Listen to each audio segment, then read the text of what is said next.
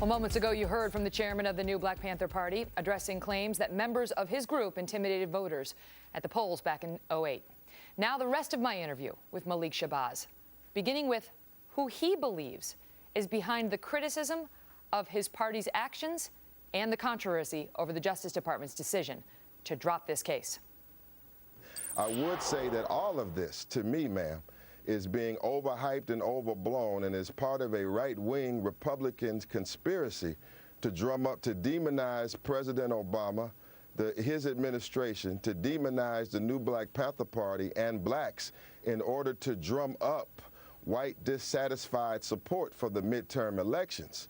And so I see the strategy behind Attorney Adams, behind Glenn Beck, behind Sean Hannity, behind Representative Wolf, behind Representative Smith from Texas in terms of drumming up playing on racial fears, racial stereotypes, and drumming up a hot racial environment in order to bring out a white dissatisfied vote. So they are the ones. They are the ones who are drumming up racial fears, not King Samir Shabazz, who just before Election Day said this. This is soundbite number 6. I hate white people, all of them. Every last iota of a cracker, I hate him. We didn't come out here to play today. There's too much serious business going on in the black community to be out here sliding through South Street with white, dirty cracker on our arm, and we call ourselves black men with African garb on.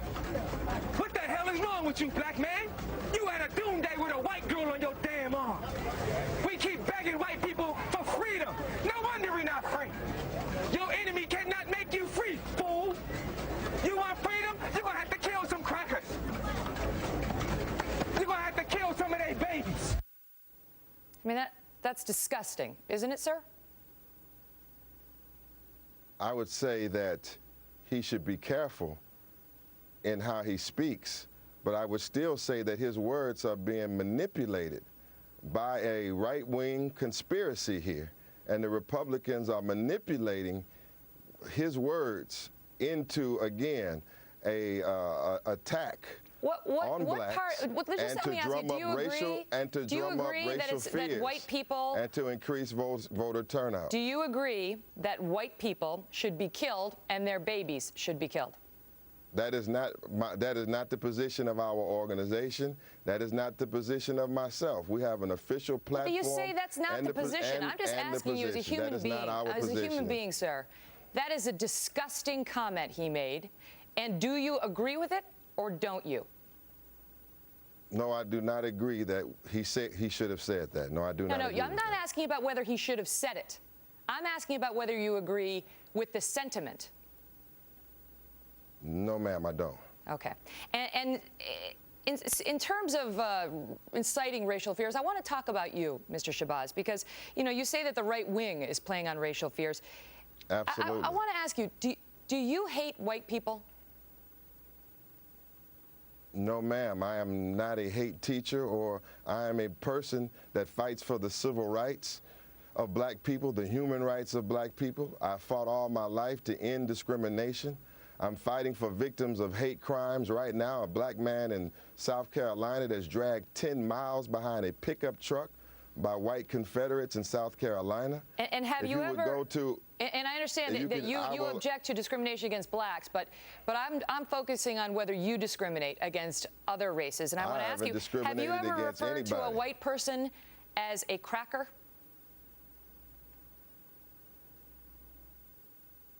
It's possible. And what else? What other derogatory terms have you used to refer to white people? That is not my focus, number one. Well, it's my focus. Let me say this. What have you called white people other than white? You admit to cracker. What else have you called white people? I have addressed their enslavement of black people. I have addressed their discrimination against black people.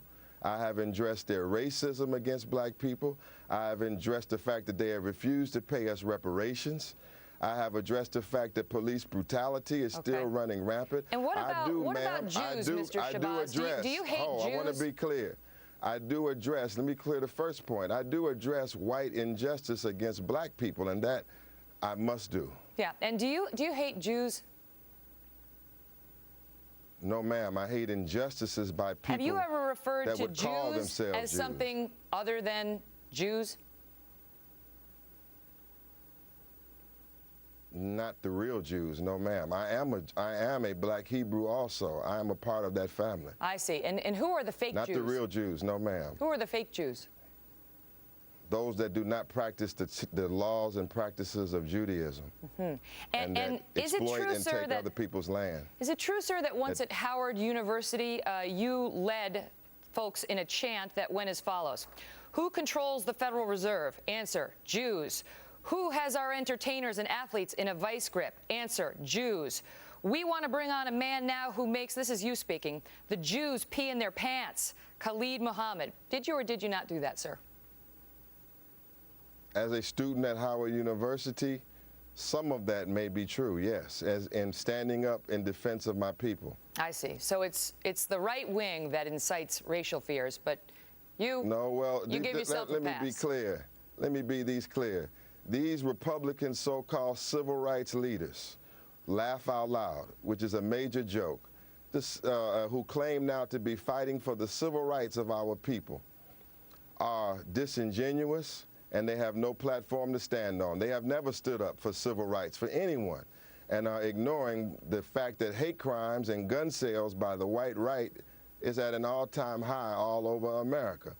And so I do say that they are stirring up racial fears to increase voter turnout. Okay, and Mr. Shabazz, speaking of voter turnout, and I will not participate in helping them. Speaking of voter turnout, do you plan on having members of the new Black Panther Party, show up at the polls in 2010 or 2012 again? I don't think so. Why not?